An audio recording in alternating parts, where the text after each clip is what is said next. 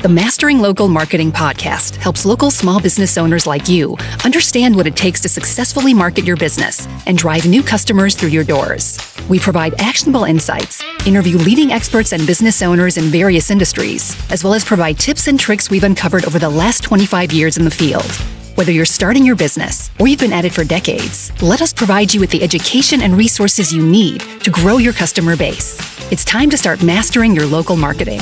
Here's your host, Matt Hanson. On average, email marketing generates $45 in revenue for every $1 a company invests into it.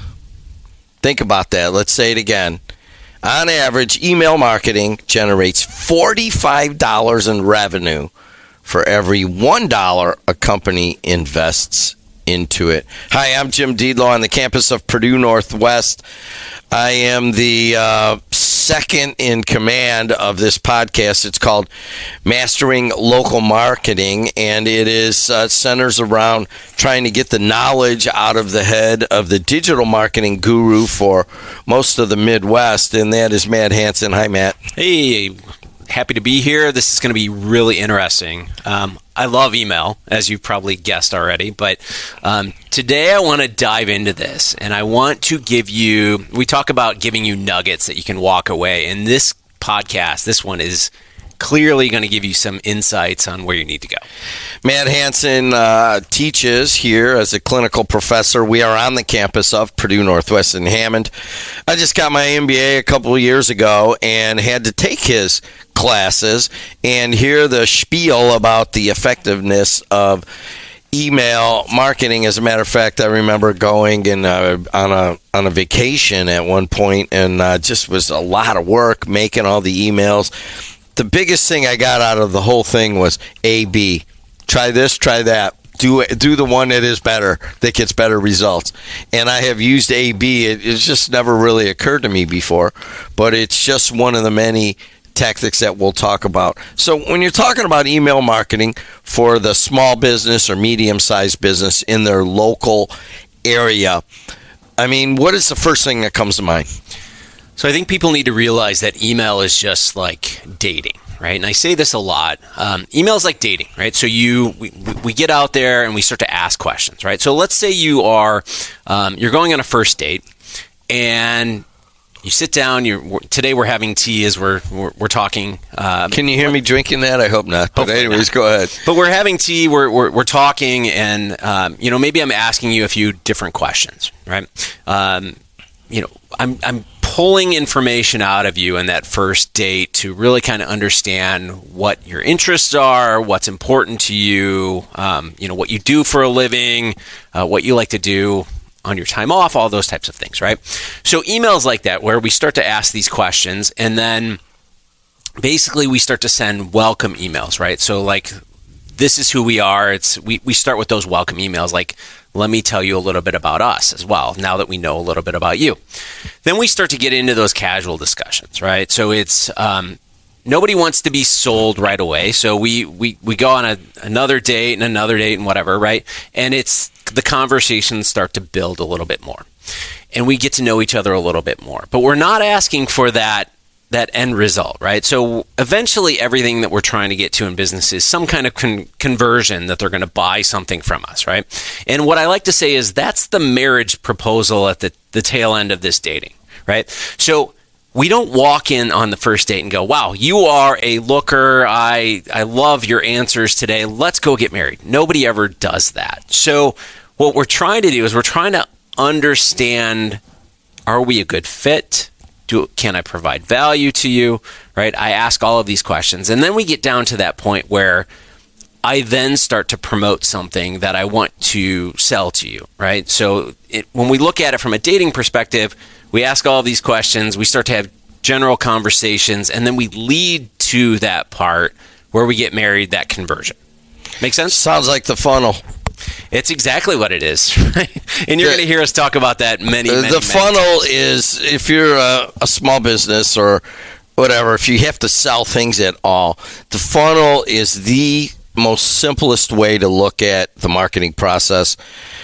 Give people just one little cliff note of it, please. Yeah, there's 3 levels, right? So we have to generate awareness. We have to then move to consideration. And then finally, we have to convert, right? Or, what are we going to be selling?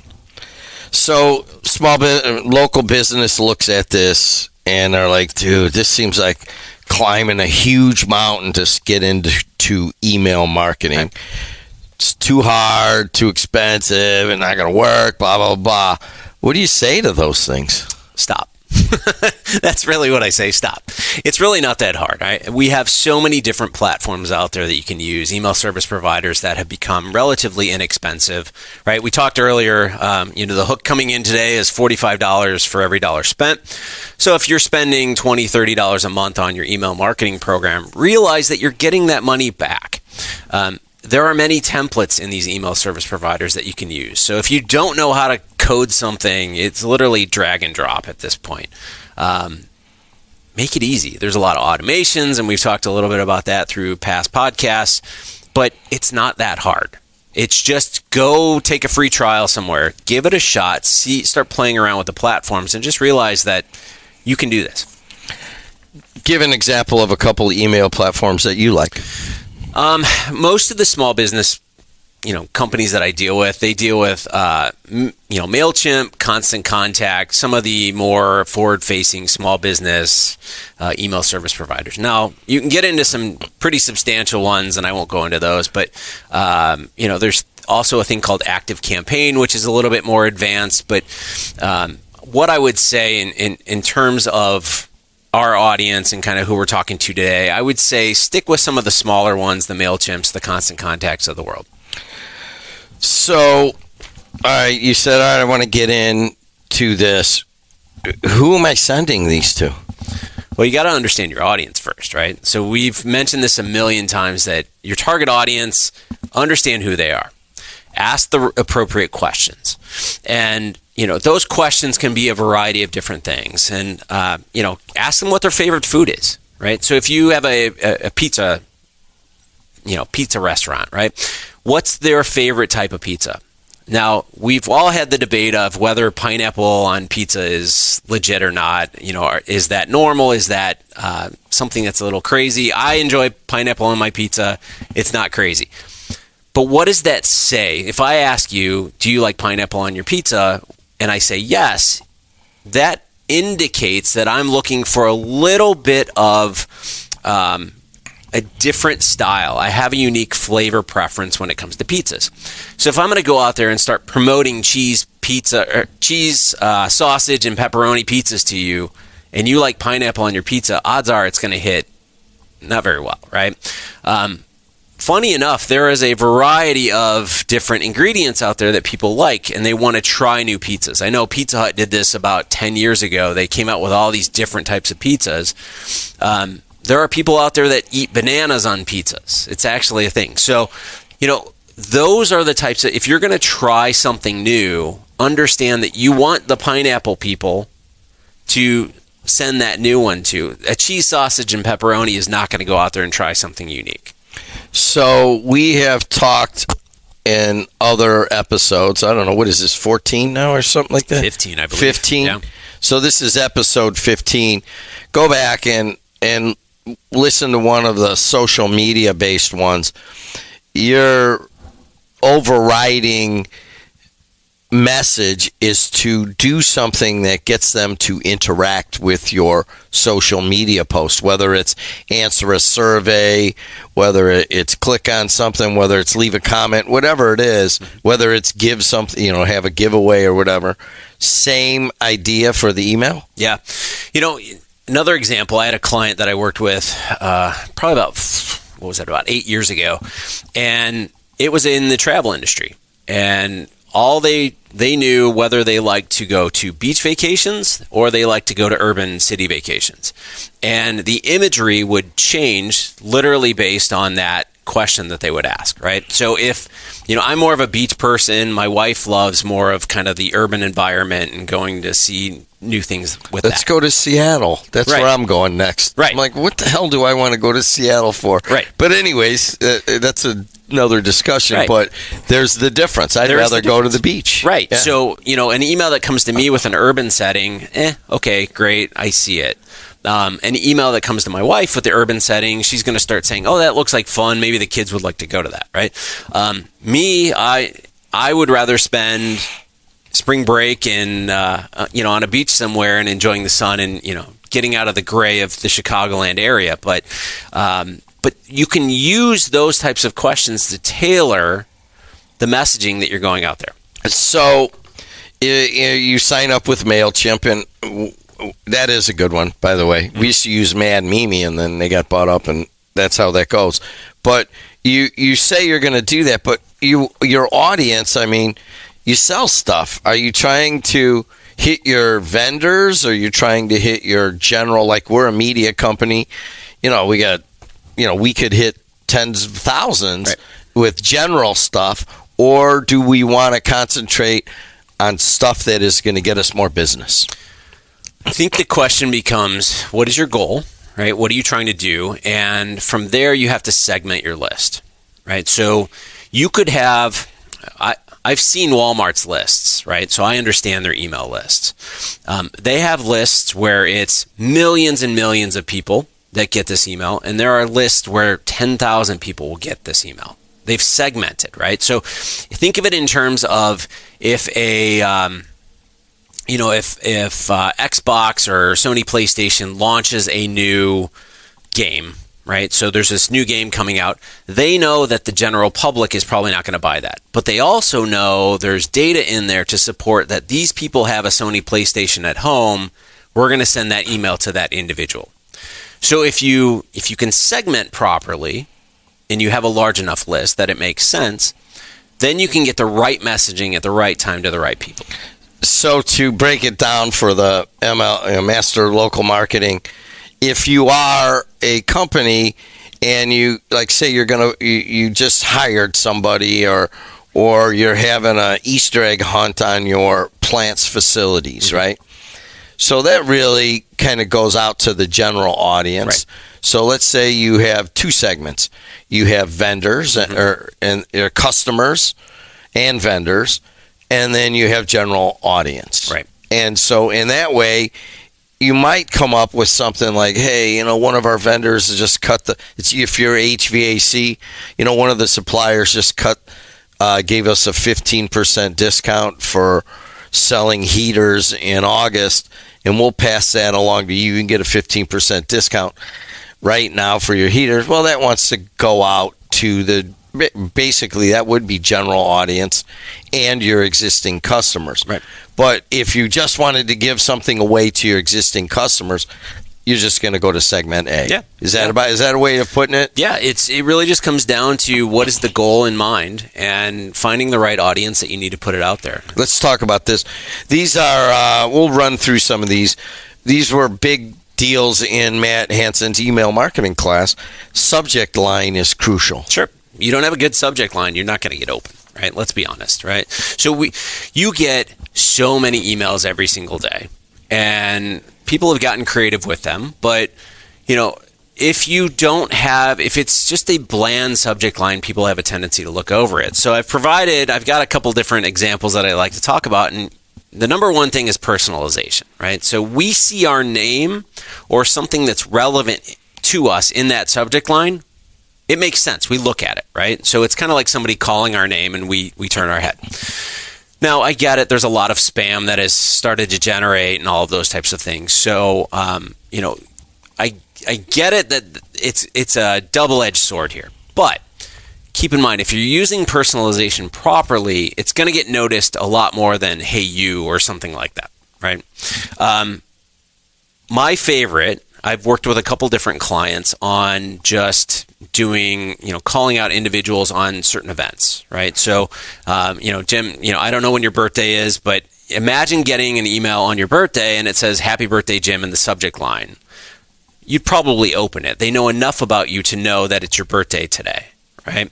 And with that, you're like, oh, I'm intrigued. I want to know, there's a little mystery behind that as well. I don't know what I'm getting, right? They've sent me this happy birthday. Did they give me a gift? I don't know, right? Like, so the curiosity starts to kick in and you start to open it, right? So we've gotten through that threshold. Now we're onto the actual content. Okay. Other things that to look at is, urgency when it comes to subject lines, right? Selling out fast. Okay, what is this coming from, right? So if you're a sports fan, which I know you are, maybe there's tickets. I know the NCAA tournament is getting ready to go. I know when you when you gave a presentation to me in the past, you were there. So, I realized that if you got an email today that said tickets were selling out, should be sold out by noon today, you might look into it, right? It's like, oh, I can't wait any longer. So there's a lot of things that you can play with on the subject lines, but realize that's the first line of defense or offense, I guess you would say. And now there's another thing that you need to understand. Apple, when a lot of people will talk about open rates. Open rates have become kind of irrelevant because the Apple system is actually triggers opens now. So don't necessarily look at your open rate. A lot of people will say, oh, well, we have, a 40% open rate, a 50% open rate, a 60% open rate. Really look at what are the click-through rates when we get to that. But that's a side note. We're going in the weeds just for about 5 minutes here, okay? Click-through rates versus open rates. When I took your class a few years ago, the open rate was what we talked about. Right. Yeah. And that's kind of a shift. I also remember that when I took your class, it was try to go in the early part of the week. I see right now that you're saying don't do Mondays. Mondays are rough, right? So let's face it, we go through the weekend. Most people are working Monday through Friday, 40-hour work week, and they go in on Monday and they start to check their email, right? And those things have piled up over the weekend. You're just kind of looking at it. What can I delete? And if you use your work email or you use some kind of email that you check, it's all like, I think I have 13 emails coming into my one platform.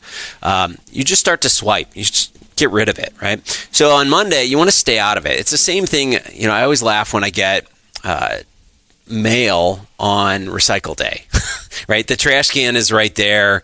I open the mailbox and I can look through it and I just throw all the stuff into the recycle bin at that point.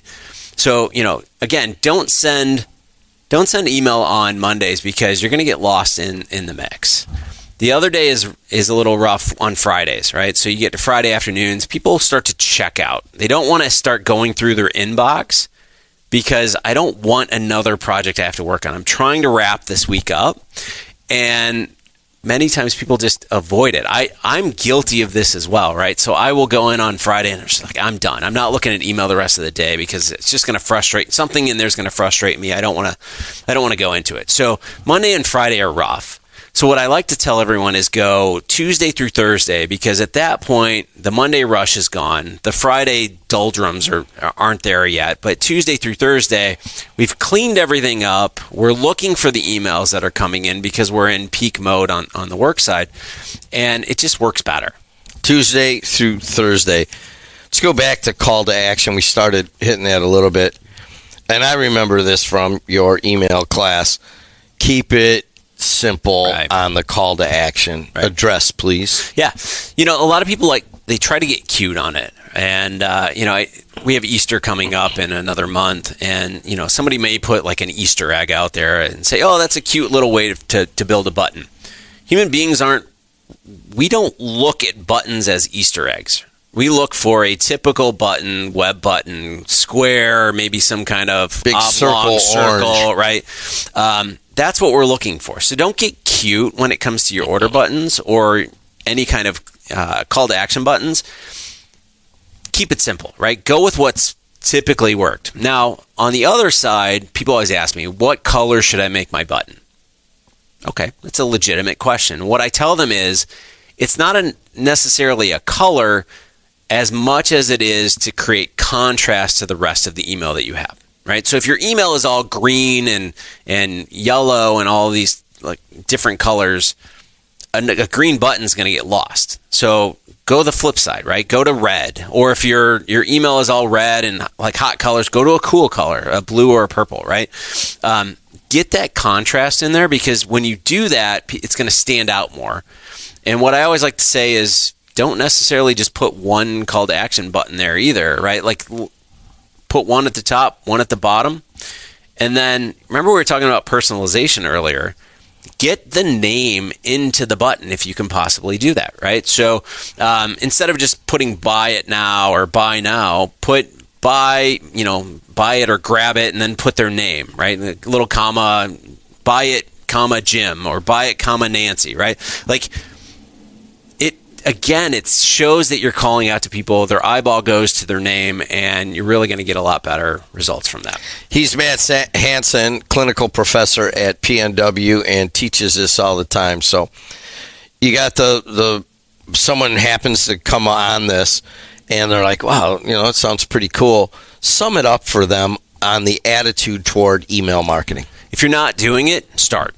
That's the number one thing, right? So everything that we've talked about in this podcast leading up to today has been about building your audience, owning your audience, and getting it off of social so that you can have legitimate conversations with them. Email is a relationship. It is not let me sell you. It should be a back and forth communication that you are providing value to those individuals. So if you have a home decor shop, you have an HVAC, you have a restaurant, it really should be providing value along those lines. So if it's home decor, it's how to 5 ways to change your kitchen to be more modern, right? HVAC, 5 things that you really should do as we're heading towards the summer months. A restaurant, 5 different types of ways to create restaurant style food at home, right? It could be all these different things that we have out there, but it's got to be a relationship. It's the number one thing that I say to everyone.